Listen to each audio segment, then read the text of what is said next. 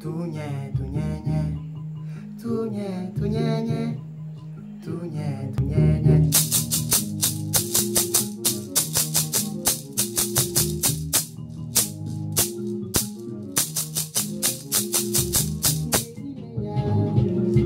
Medineya, Barasasuya, Zazuyerema, Medineya, Medineya, Barasasuya, Zazuyerema.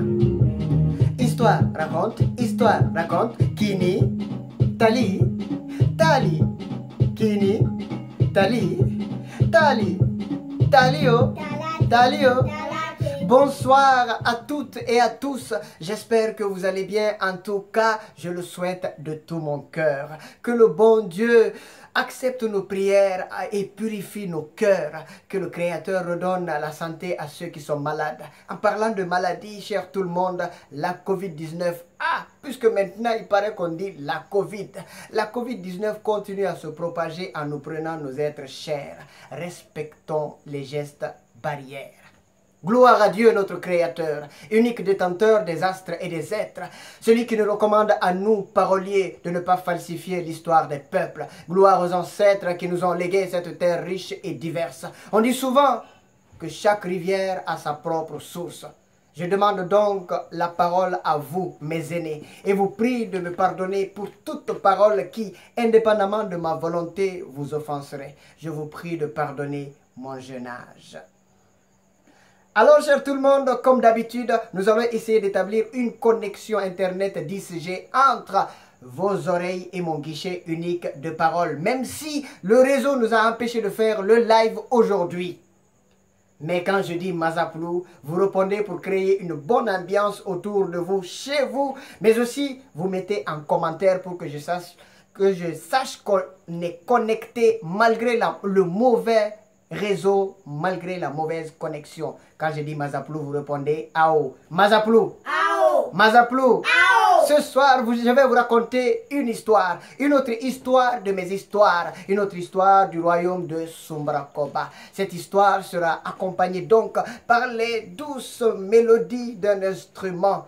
Un instrument qui était souvent joué par les bergers Peuls. La flûte. Mais la flûte n'est pas seulement jouée chez les Peuls, on la retrouve aussi chez les Malinké. Pour dire, cher tout le monde, que les Peuls et les Malinké ont beaucoup de choses en commun.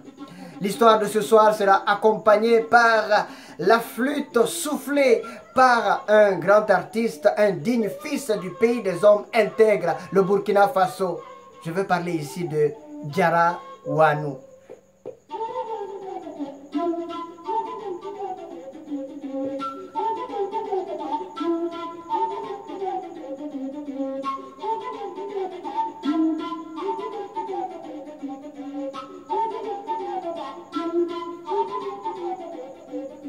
Cette histoire s'est passée il y a longtemps, très longtemps dans le royaume de Soumbrakoba. À Soumbrakoba, il y avait un village. Et dans ce village vivait un homme et son enfant.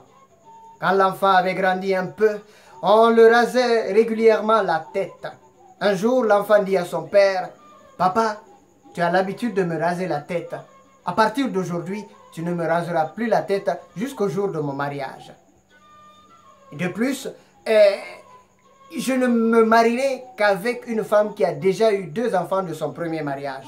Et après ce mariage, je ne travaillerai plus. » Le père accepte la proposition de son fils. Le temps passe, les saisons changent. L'enfant grandit et atteint l'âge du mariage. Il recherche et trouve effectivement une femme qui a déjà eu 2 enfants de son premier mariage. Les deux se sont mis d'accord. L'homme va demander la main de la femme chez ses parents qui acceptent tout de suite. Ensuite, il en parle à son père qui lui aussi donne son accord.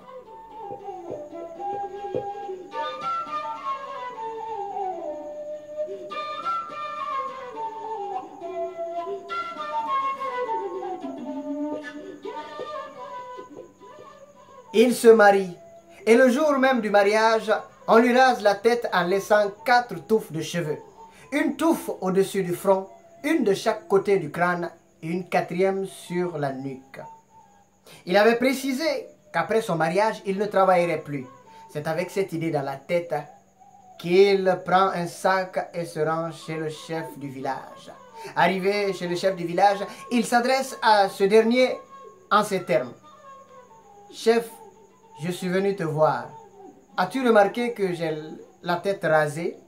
Le chef répond par l'affirmative. « Combien de touffes y a-t-il sur ma tête ?» Le chef lui dit, mais 4.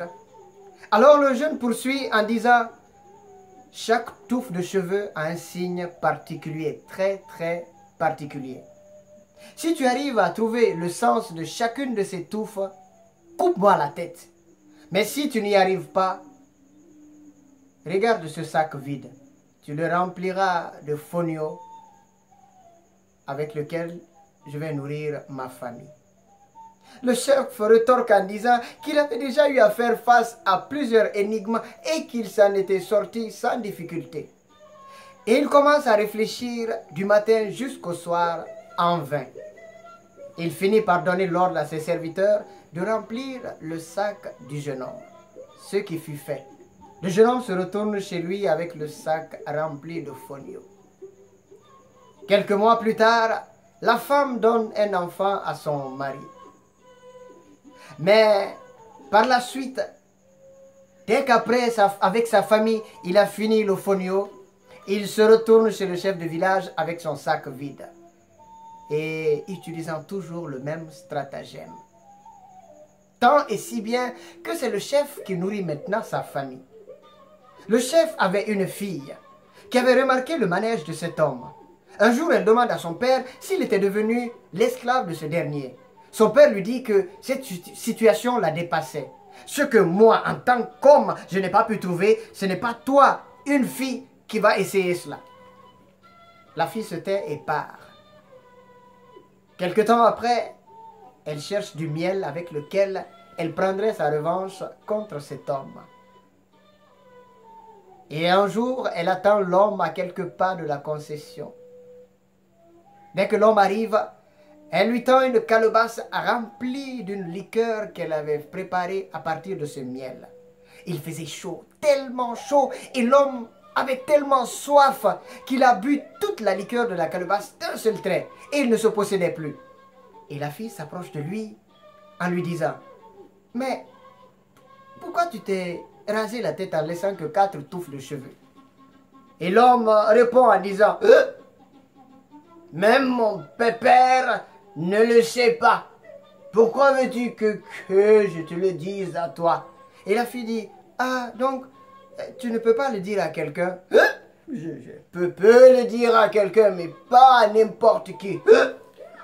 Même à toi, je peux le dire, à condition que tu ne dises rien à ton père. La fille accepte la proposition. Et l'homme reprend la parole en disant, la touffe qui se trouve au-dessus du front signifie que le chef n'est pas la propriété d'un seul sujet. Celle de droite veut dire qu'un vieillard est toujours utile dans un village. La troisième veut dire il ne faut pas s'approprier l'enfant d'autrui. Et celle de la nuque veut dire il ne faut jamais marcher au pas de course avec une femme. Et la fille éclate de rire. C'est cela donc que mon père a recherché en vain, mais je ne dirai rien. L'homme se retourne chez lui. Quand il reprend un peu ses esprits, il commence à paniquer. Il s'inquiète. Il se dit que la fille va tout expliquer à son père. Alors, pour en avoir le cœur net, il prend son sac vide et retourne chez le chef. Dès qu'il arrive, il dit au chef, « Chef, je suis venu vous voir et c'est toujours pour la même chose. » Le chef sourit en disant, « On dirait que quelqu'un aura des surprises aujourd'hui. » Le chef fait alors convoquer tous les vieux sages du village. Puis il appelle le bourreau pour lui couper la tête et il demande à celui-ci de bien aiguiser son sabre. Ensuite, quand tout le monde fut réuni, il demande aux enfants de l'homme de ligoter leur père et de le coucher à terre. Tout de suite, les deux enfants de la femme s'exécutent, ligotent l'homme et le mettent à terre. Seul son propre fils se met à pleurer. C'est alors qu'un vieillard s'approche du chef pour lui dire « Chef, tu nous as tous convoqués ici, mais tu ne nous as toujours pas dit pourquoi et ce que tu veux faire. » Le chef prend la parole en disant qu'il avait trouvé la réponse à l'énigme de ce jeune homme et qu'il était temps maintenant de couper la tête à ce petit plaisantin. Le vieillard lui demande « Mais comment as-tu su la réponse de l'énigme du monsieur ?» Le chef dit que c'est sa fille qui lui a trouvé la réponse. Alors le vieillard lui dit « As-tu bien pris le temps de réfléchir? Est-ce toi qui as créé la chefferie? Certains concitoyens, certains citoyens de ce village ne te connaissent pas, mais quand ils viennent te voir, ils disent tous « Je viens voir le chef ». Pourquoi n'as-tu pas coupé la tête à ce jeune homme toi-même? Pourquoi as-tu fait appel à nous les sages? Chef, as-tu remarqué que seuls les enfants d'autrui ont accepté d'exécuter ton ordre? N'as-tu pas dit toi-même que c'est ta propre fille qui t'a donné la réponse à l'énigme? Et le chef répond en disant que tout cela était vrai. Alors le vieillard termine en disant « Chef, le jeune n'a fait que de te donner des conseils et tu n'as pas compris. » Le chef reconnaît alors ses torts et demande à ce qu'on libère l'homme. Mais l'homme aussi reconnaît son impertinence envers le chef. Cher tout le monde, j'espère que vous avez passé un bon moment. En tout cas, moi je me suis régalé. Et j'espère aussi que vous avez bien suivi l'histoire et que vous avez retenu quelque chose. Si vous avez retenu quelque chose, merci de mettre en commentaire les leçons que vous tirez de cette histoire. Mais merci aussi de raconter cette histoire pour que nos chefs sachent qu'ils ne sont pas la propriété d'une personne ou d'un seul groupe de personnes. Que les gens sachent qu'il ne faut jamais s'approprier l'enfant d'autrui, qu'un vieillard est toujours utile dans un village et que surtout, il ne faut jamais, jamais sous-estimer une femme. Cher tout le monde, merci, merci pour tout et toutes mes excuses encore pour le direct qui n'a pas marché à cause de la mauvaise connexion. Mais on reste toujours connectés ensemble. Je suis toujours connecté à vous. Je vous remercie et vous souhaite... Alors, avant de nous quitter, nous allons passer à la devinette. La devinette du jour, c'est ceci. Un chauffeur de taxi passe au feu rouge. Le policier traverse, va lui parler. Ensuite, le chauffeur de taxi continue sans être verbalisé. Pourquoi? Laissez votre réponse en commentaire. En attendant, prenez bien soin de vous et de ceux que vous aimez. Que la bénédiction des ancêtres soit sur vous.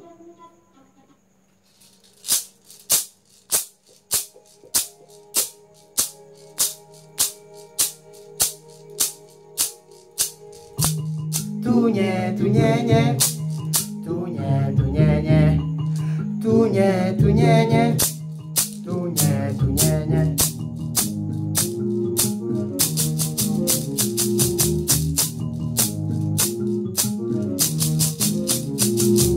Medinaya, Medinaya, Marasasuya, Sasuerema, Medinaya, Medinaya, Marasasuya, Sasuerema. Merci, merci, merci. Au revoir. Merci à toutes et à tous. À la semaine prochaine pour une autre vidéo, un autre moment ensemble. Que la bénédiction des ancêtres soit sur vous. Je vous adore.